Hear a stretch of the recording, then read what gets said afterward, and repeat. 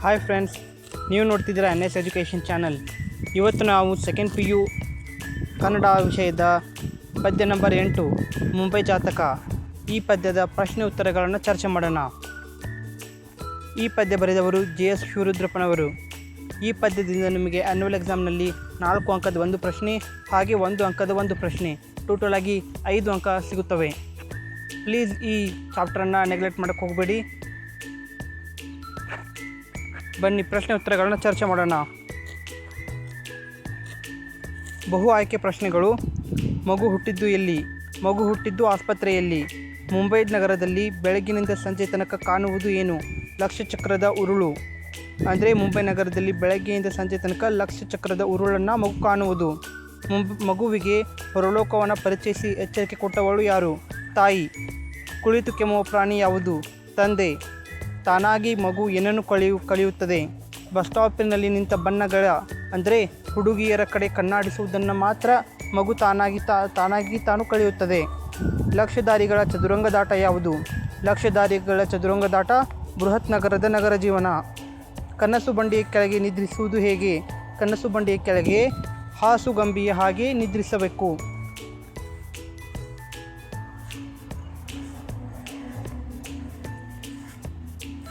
Friends, ಇದೇ ರೀತಿಯ ನೋಟ್ಸ್ಗಳಿಗಾಗಿ channel subscribe ಮಾಡಿಕೊಳ್ಳಿ. ಪ್ಲೀಸ್ ಸಪೋರ್ಟ್ ಮಾಡಿ.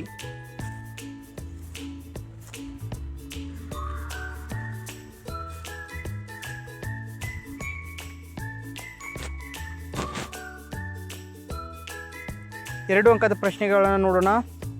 ಮಗು ಹುಟ್ಟಿ ಬೆಳೆದದ್ದು ಎಲ್ಲಿ? ಮಗು ಹುಟ್ಟಿದ್ದು ಆಸ್ಪತ್ರೆಯಲ್ಲಿ. ಬೆಳೆದದ್ದು bus, car, tram, taxi, electric ಟ್ರೈನುಗಳಲ್ಲಿ. ಮಗು ಏನನ್ನು ಕುಡಿದು ಬೆಳೆಯುವುದು? ಮಗು ಕಾಣದ ಎಮ್ಮೆಯ ಕೆಚ್ಚಲು ಕರೆದು ಕಳುಹಿಸಿದ ಬಾಟ್ಲಿಯ ಹಾಲನ್ನು, ಗ್ರೇಪ್ ವಾಟರ್, ಸಿರಪ್, ಹಾರ್ಲಿಕ್ಸ್ ಇತ್ಯಾದಿಗಳನ್ನು ಕುಡಿದು ಬೆಳೆಯುತ್ತದೆ. ಮಗು ಏನೇನು ಕಲಿಯಿತು? ಮಗು ಕೀನಿಲ್ಲುವುದನ್ನು, ಫುಟ್ಪಾತ್ನಲ್ಲಿ ಸಂಚರಿಸುವುದನ್ನು, ರಸ್ತೆ ದಾಟುವಾಗ ಎಚ್ಚರಿಕೆಯನ್ನು ವಹಿಸುವುದನ್ನು, ಎಲ್ಲಿಯೂ ನಿಲ್ಲದೆ ಓಡುವ ಬದುಕನ್ನು, ಹೀಗಾದರೂ ಎಲ್ಲಾದರೂ ಅವರಿವರಣ ತಳ್ಳಿಯಾದರೂ ಸರಿ ಮುನ್ನುಗ್ಗಿ ಒಂದು ಸ್ಥಾನವನ್ನು ಗಿಟ್ಟಿಸಿಕೊಳ್ಳುವುದನ್ನು ಹಾಗೂ ಮಾನವೀಯತೆ ಇಲ್ಲದ ಸಂಪತ್ತನ್ನು ಹೀರುವುದನ್ನು ಕಲಿಯುತ್ತದೆ. ಪ್ರಶ್ನೆ ಸಂಖ್ಯೆ 4. ಮಗುವಿನ ಪಾಲಿಗೆ ತಾಯಿ ಹೇಗಿದ್ದಾಳೆ? ದಿನವೂ 1000 ಗಾಳಿಗಳು ಉರುಳುವ ರಸ್ತೆಗಳ ಅಂಚಿನಲ್ಲಿ ಕೈ ಹಿಡಿದು ನಡೆಸಿದವಳು. ಇರುವ ಒಂದಿಷ್ಟು ಜಾಗದ ಕೋಣೆಯಿಂದಲೇ ಹೊರಲೋಕವನ್ನು ಪರಿಚಯಿಸಿ ಎಚ್ಚರಿಕೆಯನ್ನು ಕೊಟ್ಟವಳು. ತಾಯಿ ಎಂದರೆ ಮಗುವಿನ ಪಾಲಿಗೆ ಇಷ್ಟೇ ಆಗಿದ್ದಾಳೆ. ಪ್ರಶ್ನೆ ಸಂಖ್ಯೆ 5. ತಂದೆ ಮಗುವಿಗೆ ಕಾಣಿಸಿಕೊಳ್ಳುವ ಬಗೆ ಹೇಗೆ? ಬೆಳಗಿನಿಂದ ಸಂಜೆ ತನಕ ಕಣ್ಮರೆಯಾಗಿ ಎಲ್ಲೋ ರಜಾದಿನಗಳಲ್ಲಿ ಮಾತ್ರ ಕಣ್ಣಿಗೆ ಕಾಣುವ ಕೆಮ್ಮುತ್ತಾ ಕೂರುವ ಪ್ರಾಣಿಯಂತೆ ತಂದೆ ಮಗುವಿಗೆ ಕಾಣುತ್ತಾನೆ. ಪ್ರಶ್ನೆ ಸಂಖ್ಯೆ 6. ಮಗು ಕಲಿತ ವಿದ್ಯೆಗಳಾವುವು? ಮಗು ಕಲಿತ ವಿದ್ಯೆಗಳೆಂದರೆ ಮಹಾನಗರದಲ್ಲಿ 4 ಗೋಡೆಗಳ ನಡುವೆ ಕಾಲೇಜುಗಳಲ್ಲಿ ಕಲಿಸುವುದನ್ನು ಹಾಗೂ ದಾರಿ ಬದಿಯ ನೂರಾರು ಆಕರ್ಷಕ ಜಾಹೀರಾತುಗಳನ್ನು ತಲೆಗೆ ತಿರುಗಿದ್ದು, ರೇಡಿಯೋಗಳ ವ್ಯಾಪಾರ ವಿಭಾಗ ಪ್ರಭಾವ ಬೀರಿದ್ದು ಹಾಗೂ ಬಸ್ ಸ್ಟಾಪಿನ ಬಣ್ಣಗಳಿಗೆ ಕಣ್ಣಾಡಿಸುವುದನ್ನು ಮಾತ್ರ. ಪ್ರಶ್ನೆ ಸಂಖ್ಯೆ 7. ಮುಂಬೈನ ಅವಸರದ ಜೀವನಕ್ಕೆ 2 ಉದಾಹರಣೆಯನ್ನು ನೀಡಿ. ಅವಸರವಾಗಿ ಹೆಜ್ಜೆ ಹಾಕುತ್ತಾ ಧಾವಂತದಿಂದ ಓಡುವ ಜನಗಳು, ಬೆಳಗ್ಗೆ ಏಳುತ್ತಲೇ ಬಟ್ಟೆಯಲ್ಲಿ ಮೈ ತುರುಕಿ ಓಡುತ್ತಾ ರೈಲನ್ನು ಬಸ್ಸನ್ನು ಹಿಡಿದು ಕೆಲಸಕ್ಕೆ ಓಡುವುದು ಮುಂಬೈನ ಅವಸರದ ಜೀವನ ಚಿತ್ರಕ್ಕೆ 2 ಉದಾಹರಣೆಯಾಗಿವೆ. ಸಂದರ್ಭ ಸಹಿತ ವಿವರಿಸಿ. ಮೊದಲನೇದು, ಅವಸರದ ಹೆಜ್ಜೆಯ ಮೇಲೆ ಸರಿವ 1000 ಕೊರಳು. ಆಯ್ಕೆ: ಈ ಮೇಲಿನ ವಾಕ್ಯವನ್ನು ರಾಷ್ಟ್ರಕವಿ ಡಾಕ್ಟರ್ JS ಶಿವರುದ್ರಪ್ಪನವರ ತೆರೆದ ದಾರಿ ಕವನ ಸಂಕಲನದಿಂದ ಆಯ್ದ ಮುಂಬೈ ಜಾತಕ ಎಂಬ ಪದ್ಯ ಭಾಗದಿಂದ ಆಯ್ದುಕೊಳ್ಳಲಾಗಿದೆ. ಸಂದರ್ಭ: ನಗರ ಜೀವನದ ಅವಸರದ ಬದುಕಿನ ಚಿತ್ರಣ ನೀಡುತ್ತಾ ಕವಿ ಈ ಮಾತನ್ನು ಹೇಳುತ್ತಾರೆ. ಮುಂಬೈಯಂತಹ ಮಹಾನಗರದಲ್ಲಿ ಹುಟ್ಟಿ ಬೆಳೆದ ಮಗು ದಿನವೂ ಕಾಣುವುದು ಮತ್ತು ಕಂಡಿದ್ದು ಬೆಳಗ್ಗಿನಿಂದ ಸಂಜೆಯವರೆಗೆ ಬರಿಯ ವಾಹನಗಳ ಸಂಚಾರ, ಅವಸರವಾಗಿ ವೇಗದ ಹೆಜ್ಜೆಗಳನ್ನು ಹಾಕಿ ಸಂಚರಿಸುವ ಸಮಯ, ವ್ಯವಧಾನಗಳಿಲ್ಲದ ಮನುಷ್ಯರನ್ನು ಮಾತ್ರ ಹೇಳುತ್ತಾರೆ. ಸ್ವಾರಸ್ಯ: ಯಾಂತ್ರಿಕವಾದ ನಗರ ಜೀವನಕ್ಕೆ ಒಗ್ಗಿಕೊಂಡ ಮನುಷ್ಯ ಕಾಣುವ ಬದುಕಿನ ಚಿತ್ರಣ ಇಲ್ಲಿದೆ. ಸಂದರ್ಭ 2. ರಸ್ತೆ ದಾಟುವಾಗ ಎಚ್ಚರಿಕೆ. ಸಂದರ್ಭ: ನಗರ ಬದುಕಿನಲ್ಲಿ ಕಾಣುವ ಕೇಳುವ ವಿಚಾರಗಳು ಯಾವುದೆಂಬುದನ್ನು ಕವಿ ಇಲ್ಲಿ ಚಿತ್ರಿಸುತ್ತಾರೆ. ವ್ಯವಧಾನವಿಲ್ಲದ ಜೀವನದ ನಡುವೆ ಎಲ್ಲದಕ್ಕೂ ಕ್ಯೂ ನಿಂತು ಸಮಯ ಕಳೆಯುತ್ತದೆ. ಫುಟ್ಪಾತಿನಲ್ಲಿ ಮಾತ್ರ ನಡೆಯಬೇಕು. ಸ್ವಚ್ಛಂದವಾಗಿಯೋ ಮೈಮರೆತು ಓಡಾಡುವಂತೂ ಸಾಧ್ಯವಿಲ್ಲ. ರಸ್ತೆ ದಾಟುವಾಗ ಮೈಯೆಲ್ಲ ಕಣ್ಣಾಗಿರಬೇಕು. ಎಲ್ಲಿಯೂ ವಿಶ್ರಾಂತಿಯೇ ಇಲ್ಲದೆ ಓಡುವ ಸ್ಪರ್ಧಾತ್ಮಕ ಜೀವನವೆಂದು ಕವಿ ಹೇಳುತ್ತಾರೆ. ಸ್ವಾರಸ್ಯ: ನಗರ ಬದುಕೇ ಸೂಕ್ಷ್ಮ, ಮೈಮರೆತರೆ ಅಪಾಯ ಎಂಬುದನ್ನು ಈ ವಾಕ್ಯ ಸೂಚಿಸುತ್ತದೆ.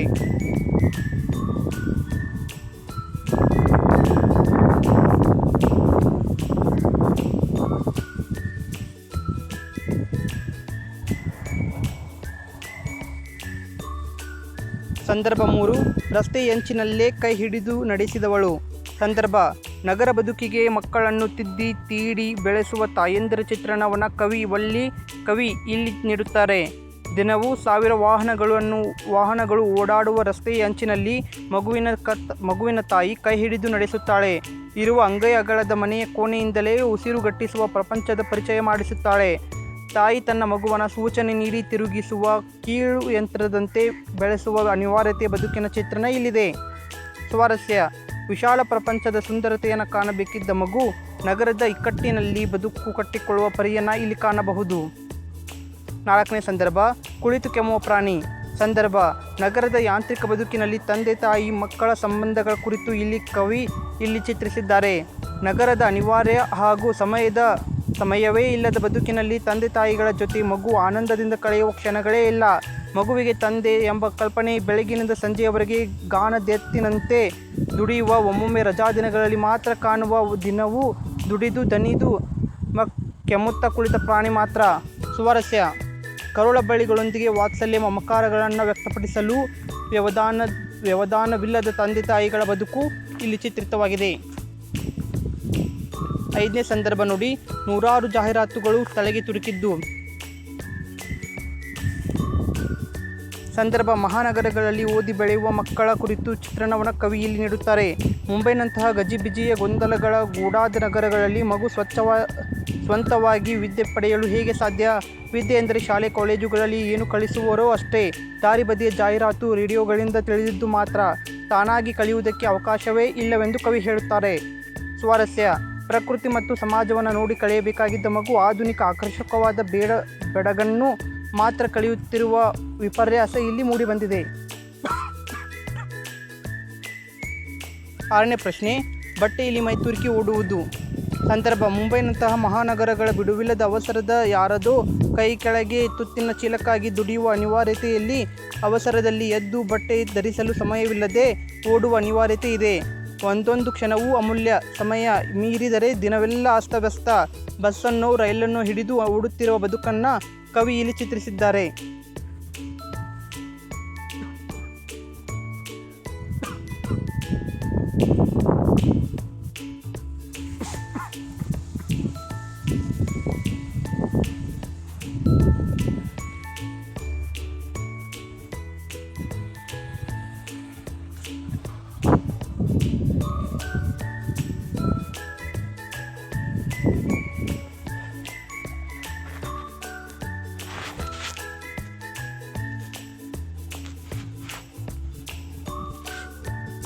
ಸ್ವಾರಸ್ಯ: ನಿತ್ಯ ಅವಶ್ಯಕತೆಗಳಿಗೂ ಸಮಯವಿಲ್ಲದ ಧಾವಂತದ ನಗರ ಜೀವನ ಚಿತ್ರಣ ಇಲ್ಲಿದೆ.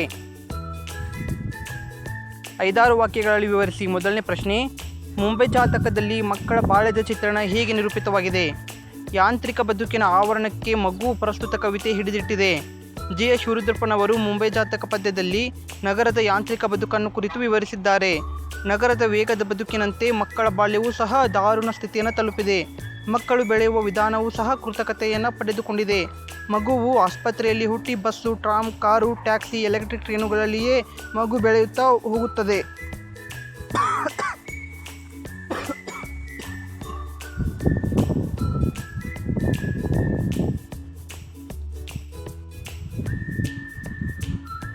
ತಾಯಿ ಎದೆ ಹಾಲನ್ನು ಸಹ ಕುಡಿಯದೆ ಎಮ್ಮೆಯ ಹಾಲು, ಬಾಟ್ಲಿಯ ಹಾಲು, ಗ್ರ್ಯಾಪ್ ಸಿರಪ್ ಮುಂತಾದವುಗಳಲ್ಲಿಯೇ ಮಗು ಹೊಟ್ಟೆ ತುಂಬಿಸಿಕೊಳ್ಳುತ್ತದೆ. ಬೆಳಗ್ಗಿನಿಂದ ಸಂಜೆ ತನಕ ಲಕ್ಷ್ಯ ಚಕ್ರ ಉರುಳುವಲ್ಲಿ ಅವಸರದ ಹೆಜ್ಜೆಯನ್ನು ಹಾಕುತ್ತಾ ಸರಿಯುತ್ತಿರುವ ಸಾವಿರಾರು ಜನಗಳನ್ನು ಕಾಣುತ್ತಾ ಮಗು ಬೆಳೆಯುತ್ತದೆ. ಇದೇ ರೀತಿಯ ವಾತಾವರಣದಲ್ಲಿ ಮಗು ಕೀಳು ಫುಟ್ಪಾತಿನಲ್ಲಿ ಸಂಚರಿಸುವುದನ್ನು, ಎಚ್ಚರಿಕೆಯಿಂದ ರಸ್ತೆ ದಾಟುವುದನ್ನು, ಎಲ್ಲಿಯೂ ನಿಲ್ಲದಂತೆ ಓಡುವುದನ್ನು, ಅವರಿವರನ್ನು ತಳ್ಳಿಕೊಂಡು ಮುನ್ನುಗ್ಗುವುದನ್ನು, ಎಲ್ಲಾದರೂ ಸರಿ ಬೇರೂರುವುದನ್ನು ಹಾಗೂ ಬದುಕುವುದನ್ನು ಕಲಿಯುತ್ತದೆ.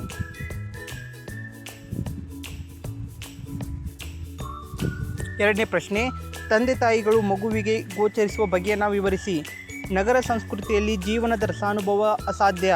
ತಂದೆ ತಾಯಿಯರ ಕರುಳ ಬಳಿಯ ಪ್ರೀತಿ, ಮಮತೆ, ಆರೈಕೆಗಳಲ್ಲೂ ಸಹ ಕೃತಕವಾದ ಹೊಣೆಗಾರಿಕೆಯನ್ನು ಮಗು ಕಾಣುತ್ತದೆ.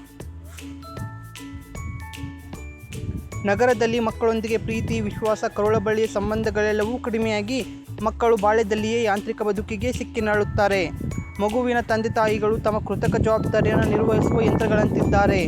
ಮಕ್ಕಳೊಂದಿಗೆ ವಾತ್ಸಲ್ಯಭರಿತ ಒಡನಾಟದ ಚಿತ್ರಣವೇ ಇಲ್ಲಿಲ್ಲ.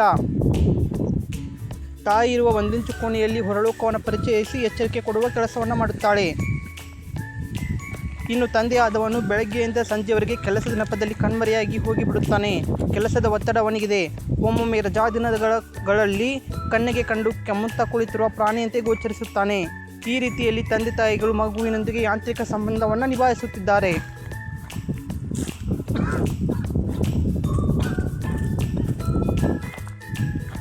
ಮೂರನೇ ಪ್ರಶ್ನೆ, ಮಗು ಕಲಿತಿದ್ದನ್ನು ಮತ್ತು ವಿದ್ಯಾಭ್ಯಾಸ ಮಾಡುವ ವಿವರಗಳನ್ನು ವಿಶ್ಲೇಷಿಸಿ.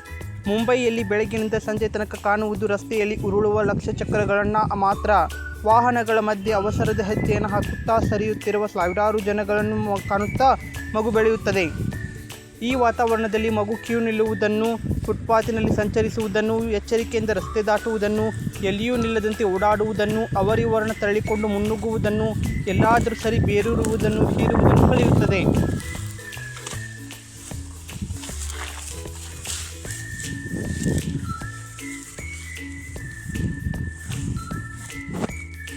ಮಗು ಕಲಿತ ವಿದ್ಯೆಗಳು ಶಾಲೆ ಕಾಲೇಜುಗಳು ಕಲಿಸಿದ್ದು ದಾರಿ ಬದಿ ನೂರಾರು ಜಾಹೀರಾತುಗಳನ್ನು ಅವುಗಳನ್ನು ತಲೆಗೆ ತಿರುಗಿಸಿಕೊಳ್ಳುತ್ತದೆ. ರೇಡಿಯೋ, ಸೆಲೂನ್ ವ್ಯಾಪಾರ ವಿಭಾಗ ಶಿಫಾರಸು ಮಾಡಿದ್ದನ್ನು ಕಲಿಯುತ್ತದೆ. ಇದರ ಜೊತೆಗೆ ತಾನಾಗಿಯೇ ಕಲಿತದ್ದು ಬಸ್ ಸ್ಟಾಪಿನಲ್ಲಿ ನಿಂತ ಬಣ್ಣಗಳಿಗೆ ಕಣ್ಣಾಡಿಸುವುದನ್ನು. ಸ್ವಂತವಾಗಿ ಕಲಿಯುವುದು ಕಡಿಮೆಯೇ, ಇತರರ ಕೈಗೊಂಬೆಯಾಗಿ ಬಾಳುತ್ತದೆ.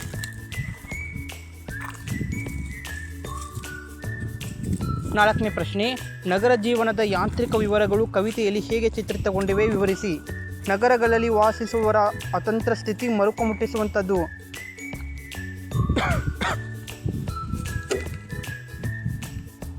ಇಂತಹ ನಗರಗಳಲ್ಲಿ ಹುಟ್ಟುವ ಮಕ್ಕಳು ಕಣ್ತೆರೆದಾಗ ಕಾಣುವುದು ಅವಸರದಿಂದ ಸರಿಯುವ ವಾಹನಗಳನ್ನು ಮಾತ್ರ. ಮಕ್ಕಳು ಬಾಲ್ಯಾವಸ್ಥೆಯಲ್ಲಿಯೇ ಹೆತ್ತವರೊಂದಿಗೆ ಒಡಹುಟ್ಟಿದವರೊಂದಿಗೆ ಸಮೃದ್ಧಗೊಳಿಸಿಕೊಳ್ಳುವ ಅವಕಾಶದಿಂದ ವಂಚಿತರಾಗಿರುತ್ತಾರೆ. ತಾಯಿ ಎದೆ ಹಾಲನ್ನು ಸಹ ಕುಡಿಯದೆ ಎಮ್ಮೆಯ ಹಾಲು, ಗ್ರೇಪ್ಸ್, ಸಿರಪ್, ವಾಟರ್ ಮುಂತಾದವುಗಳಲ್ಲಿಯೇ ಮಗು ಹೊಟ್ಟೆ ತುಂಬಿಸಿಕೊಳ್ಳುತ್ತದೆ.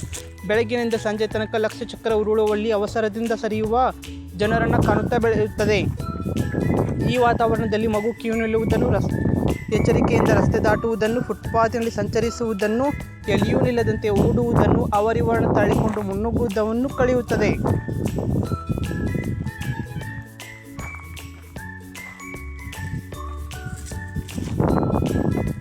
ನಗರ ಸಂಸ್ಕೃತಿಯಲ್ಲಿ ಜೀವನದ ರಸಾನುಭವ ಅಸಾಧ್ಯ. ತಂದೆ ತಾಯಿಯರ ಕರುಳ ಬಳ್ಳಿಯ ಪ್ರೀತಿ, ಮಮತೆ, ಆರೈಕೆಗಳಲ್ಲೂ ಸಹ ಕೃತಕವಾದ ಹೊಣೆಗಾರಿಕೆಯನ್ನು ಕವಿ ಮುಂಬೈ ಜಾತಕದಲ್ಲಿ ಚಿತ್ರಿಸಿದ್ದಾರೆ. ನಗರದಲ್ಲಿ ಮಕ್ಕಳೊಂದಿಗೆ ಪ್ರೀತಿ, ವಿಶ್ವಾಸ, ಕರುಳ ಬಳ್ಳಿಯ ಸಂಬಂಧಗಳೆಲ್ಲವೂ ಕಡಿಮೆಯಾಗಿ ಮಕ್ಕಳು ಬಾಲ್ಯದಲ್ಲಿಯೇ ಯಾಂತ್ರಿಕ ಬದುಕಿಗೆ ಸಿಕ್ಕಿನಳುತ್ತಾರೆ. ಮಗುವಿನ ತಂದೆ ತಾಯಿಗಳು ತಮ್ಮ ಕೃತಕ ಜವಾಬ್ದಾರಿಯನ್ನು ನಿರ್ವಹಿಸುವ ಯಂತ್ರಗಳಂತಿದ್ದಾರೆ. ಮಕ್ಕಳೊಂದಿಗೆ ವಾತ್ಸಲ್ಯಭರಿತ ಒಡನಾಟದ ಚಿತ್ರಣವೇ ಇಲ್ಲಿಲ್ಲ. ತಾಯಿ ಇರುವ ಒಂದಿಂಚು ಕೋಣೆಯಲ್ಲಿ ಹೊರಲೋಕವನ್ನು ಪರಿಚಯಿಸಿ ಎಚ್ಚರಿಕೆ ನೀಡುವ ಸಾವಿರ ಗಾಳಿಗಳು ಹೊರಳುವ ರಸ್ತೆಯಂಚಿನಲ್ಲಿ ಕೈ ಹಿಡಿದು ನಡೆಸುವ ಕೆಲಸ ಮಾಡುತ್ತಾಳೆ. ಇನ್ನು ತಂದೆಯಾದವನು ಬೆಳಗ್ಗೆಯಿಂದ ಸಂಜೆ ತನಕ ಕೆಲಸದ ನೆಪದಲ್ಲಿ ಕಣ್ಮರೆಯಾಗಿ ಹೋಗಿಬಿಡುತ್ತಾನೆ. ಕೆಲಸದ ಒತ್ತಡ ಅವನಿಗಿದೆ. ಒಮ್ಮೊಮ್ಮೆ ರಜಾದಿನಗಳಲ್ಲಿ ಕಣ್ಣಿಗೆ ಕಂಡು ಕೆಮ್ಮುತ್ತಾ ಕುಳಿಯುತ್ತಿರುವ ಪ್ರಾಣಿಯಂತೆ ಗೋಚರಿಸುತ್ತಾನೆ. ಈ ರೀತಿಯಲ್ಲಿ ತಂದೆ ತಾಯಿಗಳು ಮಗುವಿನೊಂದಿಗೆ ಯಾಂತ್ರಿಕ ಸಂಬಂಧವನ್ನು ನಿಭಾಯಿಸುತ್ತಿದ್ದಾರೆ. ಮಗು ಕಲಿತ ವಿದ್ಯೆಗಳು ಶಾಲೆ ಕಾಲೇಜುಗಳು ಕಲಿಸಿದ್ದು ದಾರಿ ಬದಿ ನೂರಾರು ಜಾಹೀರಾತುಗಳು ತಲೆಗೆ ತುರುಕಿದ್ದನ್ನು ಹಾಗೂ ರೇಡಿಯೋ, ಸೆಲೂನ್ ವ್ಯಾಪಾರ ವಿಭಾಗ ಶಿಫಾರಸು ಮಾಡಿದ್ದನ್ನು ಕಲಿಯುತ್ತದೆ. ಇದರ ಜೊತೆಗೆ ತಾನಾಗಿ ಕಲಿತದ್ದು ಬಸ್ ಸ್ಟಾಪಿನಿಂದ ಬಣ್ಣಗಳಿಗೆ ಕಣ್ಣಾಡಿಸುವುದನ್ನು. ಸ್ವಂತವಾಗಿ ಕಲಿಯುವುದು ಕಡಿಮೆಯೇ, ಇತರರ ಕೈಗೊಂಬೆಯಾಗಿ ಬಾಳುತ್ತದೆ. ಬೆಳಗ್ಗೆ ಎದ್ದರೆ ಬಟ್ಟೆಯಲ್ಲಿ ಮೈತುರುಕಿ ಓಡುವುದನ್ನು, ರೈಲನ್ನು, ಬಸ್ಸನ್ನು ಹಿಡಿಯುವುದು ಯಾರದೋ ಕೈಗೊಂಬೆಯಾಗಿ ಬಾಳುತ್ತದೆ. ಸಾಯಂಕಾಲ ಸುಸ್ತಾಗಿ ಮನೆಗೆ ಬಂದು ತಣ್ಣನೆ ಕೂಳನ್ನು ತಿಂದು ಮಲಗುವುದು ಇದು ನಗರದ ಯಾಂತ್ರಿಕ ಜೀವನಕ್ಕೆ ಉದಾಹರಣೆಯಾಗಿವೆ.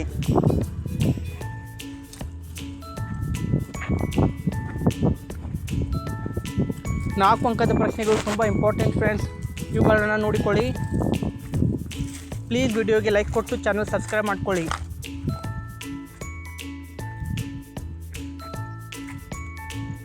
ಈ ಚಾನಲಲ್ಲಿ ಕನ್ನಡ, ಇಂಗ್ಲೀಷ್, ಎಕನಾಮಿಕ್ಸ್, ಹಿಸ್ಟ್ರಿ ಮುಂತಾದ ಬಿಸ್ನೆಸ್ ಸ್ಟಡೀಸ್ ಮುಂತಾದ ವಿಷಯಗಳ ನೋಟ್ಸ್ಗಳು ಸಹ ಲಭ್ಯವಿವೆ. ಒಂದ್ಸಲ ಚೆಕ್ ಮಾಡಿಕೊಳ್ಳಿ. Thank you.